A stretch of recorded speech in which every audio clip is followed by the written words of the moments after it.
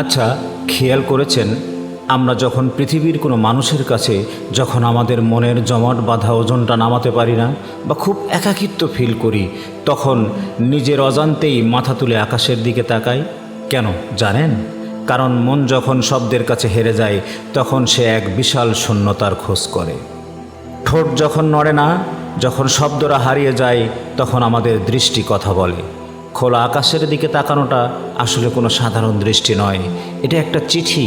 সাদা কাগজে নীল কালিতে লেখা কোনো চিঠি নয়, বরং অব্যক্ত হাহাকার দিয়ে শূন্যতায় লেখা এক আর্জি। আমাদের আত্মা আসলে নিঃশব্দে চিৎকার করে বলতে চায়, হে আমার মালিক, আমি আর পারছি না, তুমি তো দেখছো, আমাকে বাঁচাও, আমার পথ দেখাও।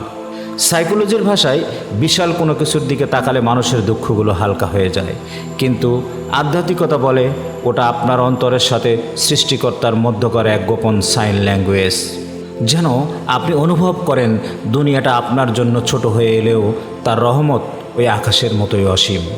মনে রাখবেন, আকাশ পানে তাকিয়ে থাকা আপনার ওই নীরব থাকার মুহূর্তগুলো অযথা কোনো মুহূর্ত নয়, এটা আপনার জীবনের সবচেয়ে শক্তিশালী প্রার্থনা। বিশ্বাস রাখুন, যে মালিক আপনাকে আকাশ দেখার তৌফিক দিয়েছেন তিনি আপনার এই চাহনিটাও পড়তে পেরেছেন। তিনি আপনার সবটুকু জানেন, তাই বলছি বিশ্বাস হারাবেন না।